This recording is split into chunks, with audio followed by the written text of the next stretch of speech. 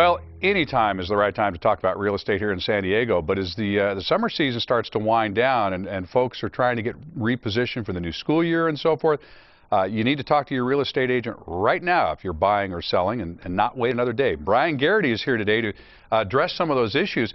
Am I right? Is it kind of an urgent time right now before we head into the winter? No. No? We're in San Diego. Now, if you're in Missouri, Pennsylvania, somewhere where you really have the seasons, right, it would be a lot more so urgent. It's year-round for us. It really is. Okay. Although you're going to have people that subscribe to that old school philosophy that the summer is still the best time to sell. So we're going to always see a spike in inventory in the summer, and you're just going to coming out of that, though, even though the inventory may go down a bit, you're going to find we have a lot more serious sellers and buyers. Key is pricing your home so you can sell it. That's the message year-round. Year-round. You've got to sell it, price it correctly, and be practical about it. I know it's not the first mistake people make. I think the first mistake they make is, not getting with a professional originally and trying to wing it off the websites and so forth. I'm glad you brought that up. The websites that are out there now, you have the Trulias, the Zillows, which I'm not a fan of, that the MLS syndicates all the information to. They're not necessarily always up to date, and they don't necessarily always provide accurate information. But you have sellers and buyers, but let's talk about sellers pricing the home.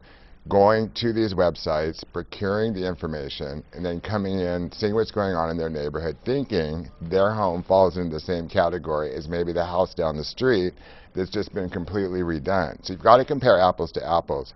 Real estate agents in this market have really changed their role, which could be a whole other segment. Because when you hire an agent now, they're more about a data interpreter versus a data collector. You still, as an agent, need to know what you're doing before you go out to price the home. But you, at the same time, consumers can do that now.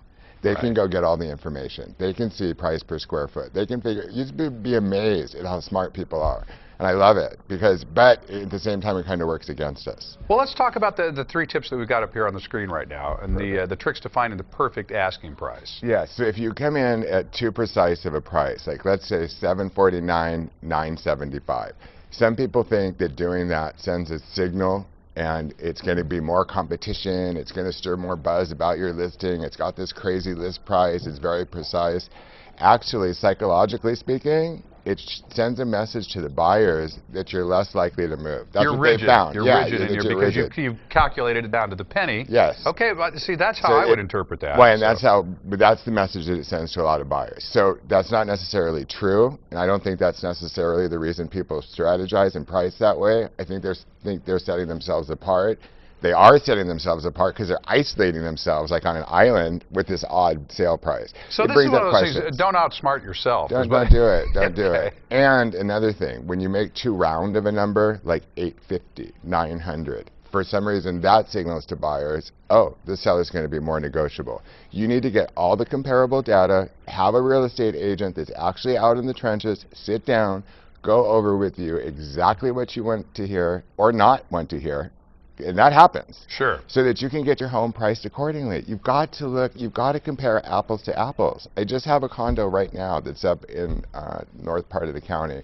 And the sellers, which are family, tend to have an emotional attachment to this condo. And they're not seeing that it has had no updates, no attention for the last 30 years. Yes, there are other condos that have sold in that development for $500, but they were also remodeled. And they may not have been remodeled 100%, but they've been remodeled enough to warrant a higher price. You've got to figure this stuff out. So, again, the message is go to a professional. You need to to go somebody to like yourself and go that route. Does a real estate agent end up usually paying for themselves in terms of I think so. the return they're able to bring and the grief that you manage to avoid through the whole process?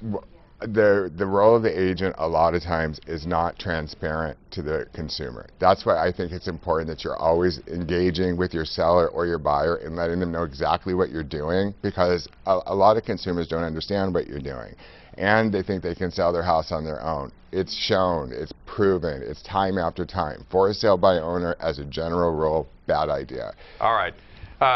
If you want to list with Brian, and I know if you're even considering selling your home right now, you're going to want to give him a call before you do anything else.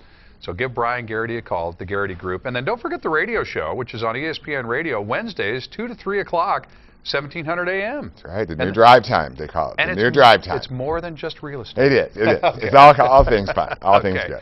Brian Garrity, it's always good to see you. Big Daddy. You too. Have a good weekend. You too. Take care. All right, for more information, go to san diego6.com. Just click on San Diego Living.